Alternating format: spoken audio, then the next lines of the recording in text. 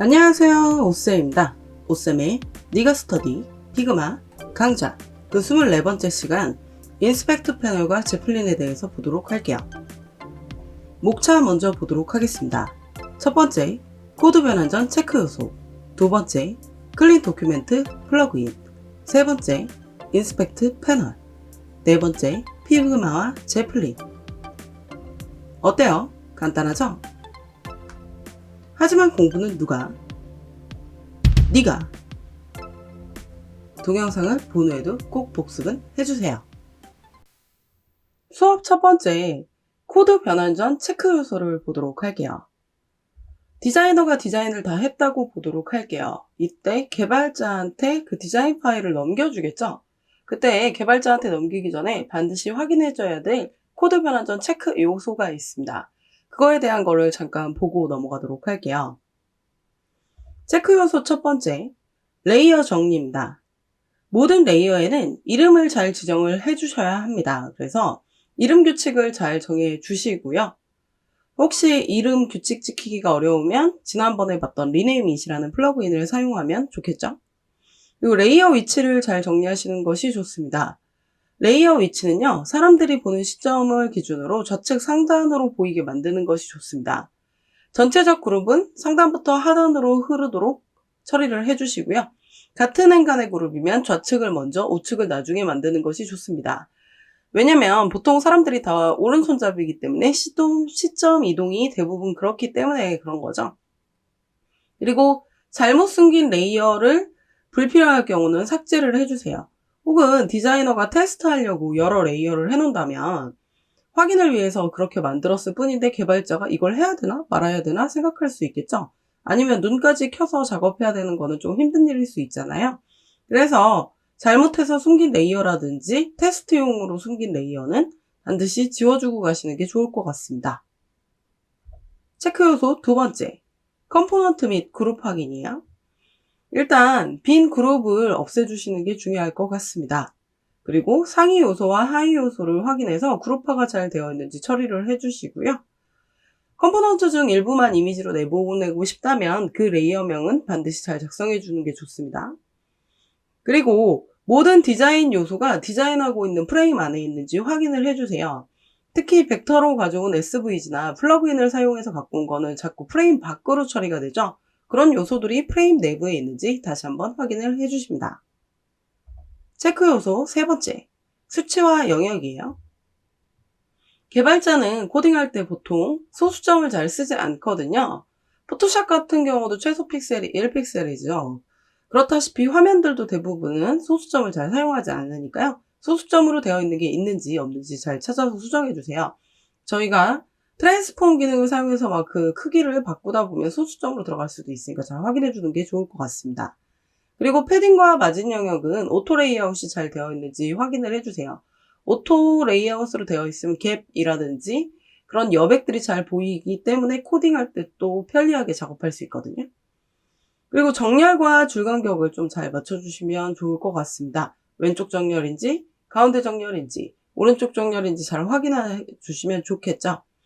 그리고 줄간격은 포토샵에서는 위쪽에 맞춰서 돼서 코딩할 때 좀 어려웠었는데 피그마는 가운데 지정이 되기 때문에 줄간격을 꼭 지정해주면 개발자한테 많이 도움이 될 겁니다. 그래서 줄간격도 라인에이트도 잘 확인을 해주세요.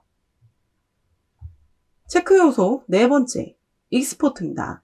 내보낼 요소를 익스포트를 처리를 해주시는 작업을 말하는데요. 이거는 조금 개발자랑 얘기를 해야 될 것 같아요. 디자이너가 익스포트 기능을 미리 해놓을지 개발자가 자기가 코딩할 때 필요한 것만 뺄지 그건 서로 얘기를 한 다음에 익스포트를 누가 할지 먼저 지정하는 게 좋을 것 같고요. 지정이 됐다고 하면 내보낼 요소를 익스포트 처리를 해주시면 됩니다. 그 다음에 파일 확장자를 잘 구분을 해야 되는데요. 벡터 파일은 반드시 SVG로 작업해주는 게 확대해도 깨지지 않겠죠. 근데 이미지인데 그걸 SVG로 한다? 의미가 없거든요. 그래서 그렇게 만들어주시면 안 되고 이미지는 PNG로 그리고 PNG랑 JPG도 잘 구분해 주시면 좋을 것 같아요. 그리고 구글 웹 폰트나 서버 폰트를 사용하는 폰트가 아니라 이미지로 작업해야 되는 폰트가 있을 수도 있거든요. 그러면 그 개발자가 그걸 클릭했을 때 깨질 수도 있기 때문에 크리에이트 아웃라인으로 통해서 글자를 벡터로 좀 변경해 주시는 게 좋을 것 같습니다. 이런 것들은 저작권은 또 잘 확인을 해봐야 되겠죠? 수업 두 번째, 클린 도큐멘트 플러그인을 보도록 하겠습니다. 이 플러그인은요, 코드 변환 전 체크 요소에서 저희가 설명드렸던 파트들을 되게 쉽게 할 수 있는 플러그인이에요. 그래서 클린 도큐멘트 플러그인의 기능 정리를 해보도록 하겠습니다. 첫 번째, 숨겨진 레이어 삭제. 두 번째, 단일 레이어 그룹 해제.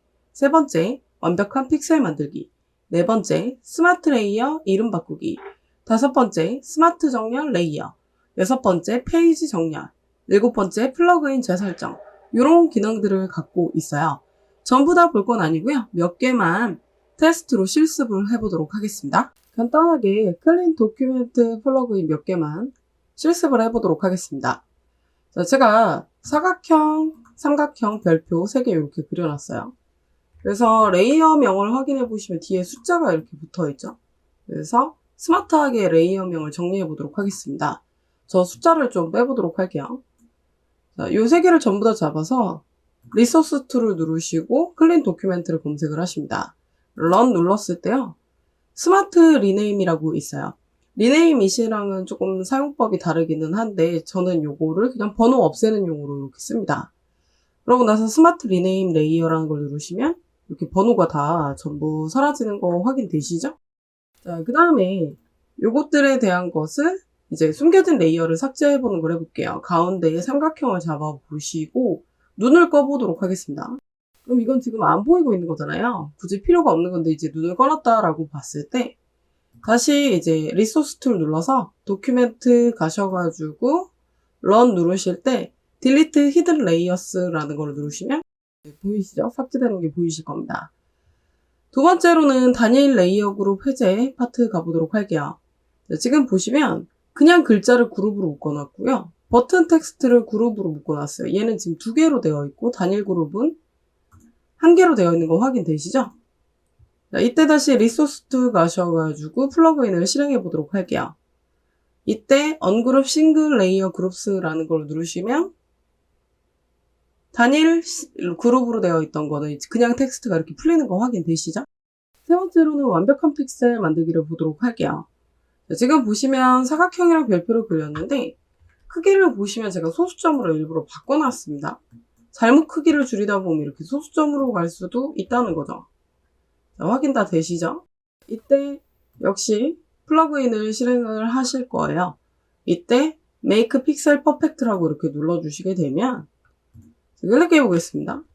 보이시죠? 소수점 사라지고 요거를 반올림 처리를 해서 낮추거나 빼거나 하거든요. 보이시죠?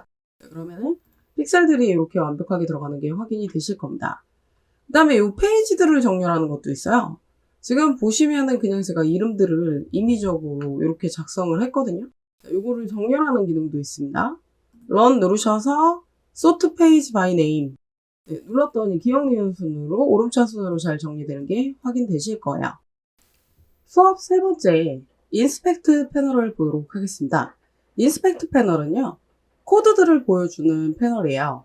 웹, iOS, 안드로이드 이렇게 세 파트로 나눠져서 보이는데요. 완벽한 건 아니지만 그래도 많은 도움이 되는 패널입니다. 어떻게 도움이 되는지 보시도록 하시죠. 지난 강좌에서 했던 베리언츠 탭바라는 거를 통해서 코드 인스펙트를 보도록 하겠습니다. 디자인 패널 옆에 보면 인스펙트라는 패널이 있어요. 요걸 눌러서 코드를 확인을 하시면 되고요. 그래서 인스펙트를 눌러보시면은 코드라고 해서 CSS라고 나오는 거 보이시죠? 이건 웹에서 CSS를 어떻게 표현하는 게 좋은가가 나오는 거고요. 이쪽은 iOS, 안드로이드 이렇게까지 나오는 거 보이시죠? 저는 웹 쪽에 좀 더 잘 알고 있기 때문에 CSS로 보여드리고 다 보여드린 다음에 iOS랑 안드로이드는 어떻게 나오는지 살짝 보여드리도록 하겠습니다. 우선적으로 글자들을 먼저 보실 건데요. 제가 여기 이태리 남부 환상 투어라고 보이시죠? 요거를 눌러보도록 할게요. 요거를 이제 선택을 하게 되면 이렇게 컨텐츠라는 게 뜹니다. 보이시죠? 그래서 포토샵에서는 예전에 더블 클릭해서 꼭 그거를 한 다음에 글자를 다 잡고 컨트롤 C를 눌러가지고 코드를 작성할 때 붙였었는데 피그마는 그럴 필요 없이 컨텐츠라고 있는 거 보이시죠? 요걸 카피해 보도록 할게요. 카피를 한 다음에 저는 메모장에 붙여보도록 하겠습니다. 원래 코드 하는 데다 붙이면 되겠죠?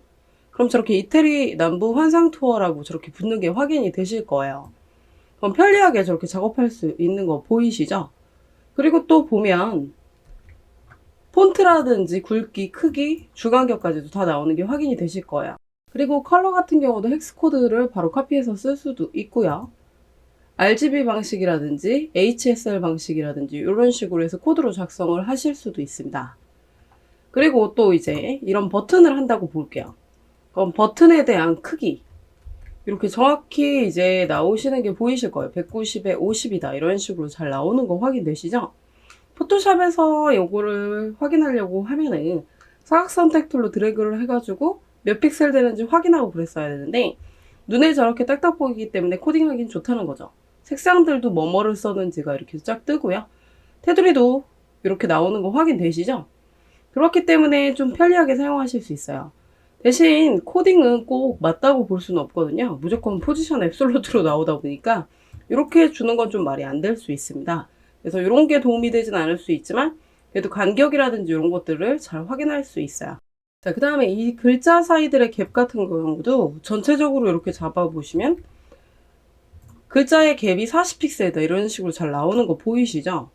그렇기 때문에 간격 같은 것들을 조절을 잘 할 수 있고요. 그리고 좌측 상단으로부터 50픽셀씩 띄었다. 그러면 코딩에서 실제로 패딩으로 주겠지만 이런 식으로 잘 잡아서 확인이 가능하시게 됩니다. 좀 편리하게 사용될 수 있는 거 확인되시죠? 설명은 그냥 여기까지 드릴게요. 굉장히 많은 도움이 되고 있습니다. 그 다음에 이제 보시면은 iOS 코드 가보도록 할게요. 그럼 iOS 이렇게 나오고 제가 버튼을 클릭을 하게 되면 이 버튼을 어떻게 써야 되는지 역시 속성들은 다 나오고 코드까지 이렇게 쫙 나오는 거 확인되시죠? 마찬가지로 안드로이드로 보도록 할게요. 빈 공간 누르신 다음에 안드로이드로 보도록 하겠습니다. 그러고 버튼을 다시 눌러보죠. 그럼 자세한 상황은 다 똑같이 뜨고 코드만 이렇게 다르게 나오는 거 확인되시죠? 요건 굉장히 비슷하다고 하더라고요, 앱 쪽은. 하지만 웹 쪽은 CSS로 볼 때 그냥 다 앱솔루트로 나오기 때문에 요거는 퍼블리셔들이 잘 알아서 코딩은 해야 될 것 같습니다. 수업 네 번째, 피그마와 제플린. 제플린이 뭔지 보도록 하겠습니다. 이건 제플린 사이트에 있는 그림을 제가 가져온 건데요. 제플린과 피그마의 관계를 잘 설명해주는 그림이라고 생각을 합니다. 예를 들어서 우리가 식사를 하기 위해 요리를 한다라고 볼게요. 그래서 요리를 직접 하고 오븐을 굽고 하는 거는 피그마가 한다라고 보여주고 있는 거고요. 테이블에 차리는 테이블링을 하는 과정은 제플린이 한다라고 이 그림에서 보여주고 있는 거거든요. 다시 말하자면 기획자나 디자이너가 협업을 통해서 디자인을 구워내면 그걸 개발자가 보기 좋게 펼쳐주는 것이 제플린이다 라고 알면 좋을 것 같습니다. 그럼 개발자가 왜 제플린을 쓰는가 라는 거죠. 그림에서도 좀 보여주고 있는데요. 제플린을 통해서 개발자들은 다양한 개발 도구와 연결을 해서 사용을 하게 됩니다. 그림에도 많이 있죠. 그래서 이런 것뿐만 아니어도 슬랙과 같은 툴에 디자인 변경 알림도 줄 수 있고요. 디자인에 대한 피드백과 질문도 남길 수 있고 개발자 워크플로우에 연결을 해서 쓸 수 있어요. 많은 프로그램에 쓸 수 있기 때문에 뭐 제가 지금 특정 프로그램을 지정해 드리진 않기 때문에 개발자들은 이런 걸 많이 쓴다라고까지만 알고 계시면 좋을 것 같아요. 그럼 이런 질문을 하시는 분들이 있습니다. 피그마 자체만으로도 코드가 잘 보이던데 개발자를 위해서 제플린으로 꼭 보내야 할까요? 라는 질문을 받아본 적이 있어요. 그건 사용자나 선택해서 쓰는 회사에 따라 다를 것 같습니다. 개발자가 난 제플린으로 꼭 써야겠다. 그럼 디자이너가 보내줘야 되겠죠. 그건 어쩔 수 없겠죠.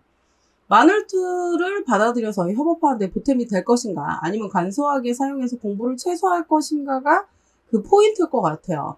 사실 피그마 없어도 포토샵으로 디자인할 수 있고 기획서도 PPT로도 만들 수 있고 협업도 카톡으로 하면 되지 않을까요? 근데 피그마를 사용함으로써 우리가 디자인이 굉장히 편해진다는 걸 알았죠. 개발자들도 마찬가지예요. 제플린을 쓰면 굉장히 많은 도움이 된다는 거죠. 그래서 저희가 뭐 제플린의 사용법을 엄청 본다 이런 것보다는 피그마가 제플린과 과연 어떻게 연결하는가 그것만 보도록 할게요. 일단 회원가입을 먼저 해야 됩니다. 이건 제플린 사이트의 주소고요. 영상 아래도 첨부해 드릴 테니까 여기 주소로 들어가 주세요. 제플린 사이트에 잘 들어오셨을까요? 제플린도 역시 피그마처럼 외부로 할 수도 있고요. 어플리케이션을 직접적으로 설치해서 할 수도 있습니다. 사이트의 맨 하단에 가시면 다운로드 파트가 있어요. 여기서 다운로드해서 사용하실 수도 있습니다. 저희는 그냥 외부로 해볼게요. 첫 페이지 보시면은 Get Started for Free라는 버튼이 있어요. 파란색 버튼이 있는데 그걸 누르시면 회원가입을 하실 수 있습니다. 회원가입을 하는 방법은 피그마랑 연동할 수도 있고 이렇게 구글이랑 연동할 수도 있는데 피그마로 하시면 되겠죠. 제플린이 얼마나 피그마랑 연동이 되는지를 보여주는 파트예요. 예전엔 이런 게 없었는데 까만색 버튼이 이렇게 잘 되어 있는 게 확인되시죠? 저는 회원가입이 되어 있어서 이걸 누르진 않을 거고 로그인으로 가도록 하겠습니다. 여러분들은 회원가입하면서 로그인이 되실 거예요. 안 되시면 다시 로그인 버튼을 눌러주시면 될 것 같습니다. 그럼 저는 로그인 위드 피그마라는 걸 눌러보도록 할게요. 그럼 이런 페이지로 들어오는데요. 역시 가운데 있는 파란색 버튼을 눌러서 제플린에 접근해 보도록 하겠습니다. 외부로 접근한 모습이에요. 저희는 새로운 프로젝트를 만들어 보도록 하겠습니다. 우측 상단에 있는 Create Project라는 역시 파란색 버튼을 눌러주시면 되고요. 어플리케이션용으로 하실 거면 iOS나 안드로이드로 하시면 될 것 같고 저희는 웹용으로 할 거라서 웹으로 체크해 보도록 할게요. Create라고 눌러주시고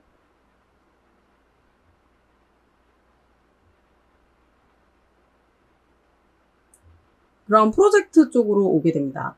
프로젝트의 명을 정확히 쓰셔야 피그마에서 끌어갖고 올 때 쉬워서요. 제목이 지금 없는데 요거를 탭바라고 해보도록 하겠습니다. 이렇게 고쳐놓고 이제 피그마로 돌아가 보도록 할게요. 그럼 피그마로 다시 들어와서요. 리소스 툴을 누릅니다. 제플린을 이렇게 검색을 해주시고요. 제플린을 런으로 실행하도록 하겠습니다.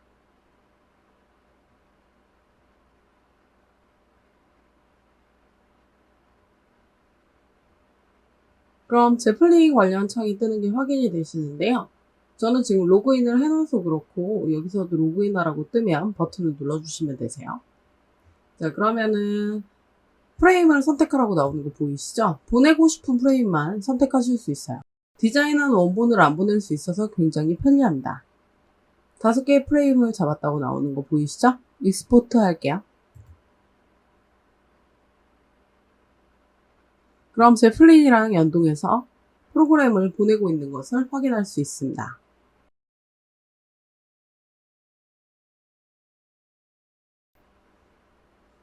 다 보냈다고 이렇게 뜨면요. 요건 돈 눌러주시고 제플린 쪽으로 가보시면 될 것 같아요. 제플린 쪽에 와서 보면은 각각의 프레임이 잘 들어와 있는 게 확인이 됩니다. 클릭해서 확인해보면 자세한 사항들까지도 보실 수 있어요. 제플린 사용법은 따로 설명을 드리진 않도록 하겠습니다. 저희는 피그마 수업이었기 때문에 연동하는 것까지만 보여드리도록 할게요. 제가 준비한 수업 내용은 여기까지입니다. Next Level, Carousel Card. 공부는 누가? 네가. 오쌤의 네가 스터디. 저희는 다음 시간에 봬요.